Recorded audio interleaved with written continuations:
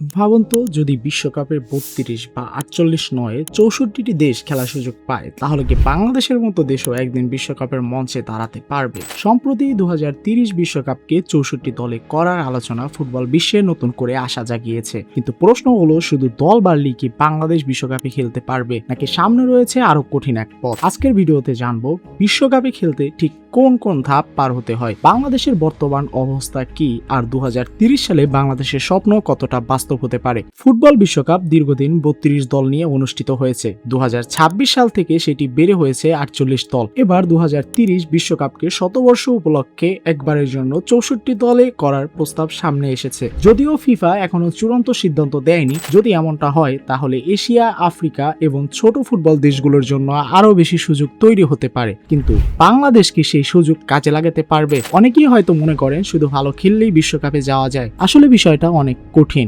বাংলাদেশকে প্রথমে খেলতে হয় এএফসি ওয়ার্ল্ড কাপ কোয়ালিফায়ার। এখানে একাধিক রাউন্ড থাকে। প্রথম রাউন্ড, দ্বিতীয় রাউন্ড, তারপর তৃতীয় রাউন্ড। এরপর অনেক ক্ষেত্রে প্লে অফও খেলতে হয়। অর্থাৎ বিশ্বকাপে যাওয়ার আগে কয়েক বছর ধরে ধারাবাহিকভাবে আন্তর্জাতিক ম্যাচ জিততে হয়। আর বাংলাদেশের সবচেয়ে বড় সমস্যা শুধু খেলোয়াড় নয়, সমস্যা হলো ফিফা র্যাঙ্কিং, আন্তর্জাতিক অভিজ্ঞতা, শক্তিশালী প্রতিপক্ষ, দীর্ঘমেয়াদী পরিকল্পনার অভাব, ঘরোয়া লিগের মান। জাপান, দক্ষিণ কোরিয়া, অস্ট্রেলিয়া, সৌদি আরব, কাতার, উজবেকিস্তানের মতো দলগুলোর সঙ্গে প্রতিযোগিতা করেই বিশ্বকাপে উঠতে হবে। তাহলে কি বাংলাদেশের কোনো আশা নেই? আশা অবশ্যই আছে, কারণ গত কয়েক বছরে বাংলাদেশের ফুটবলে নতুন বিনিয়োগ হয়েছে। বিদেশে বেড়ে ওঠা বাংলাদেশি বংশোদ্ভূত ফুটবলারদের নিয়ে আগ্রহ বেড়েছে। যদি দীর্ঘমেয়াদী পরিকল্পনা, ভালো কোচিং এবং শক্তিশালী যুব উন্নয়ন হয়, তাহলে আগামী ১০-১৫ বছরে বাংলাদেশের আগের চেয়ে অনেক ভালো অবস্থানে যেতে পারে। তবে শুধু দল সংখ্যা বাড়লেই বিশ্বকাপে ওঠা নিশ্চিত হয়ে যাবে, এমনটা ভাবার সুযোগ নেই। সর্বশেষ কথা হলো, ৬৪ দলের বিশ্বকাপ হলে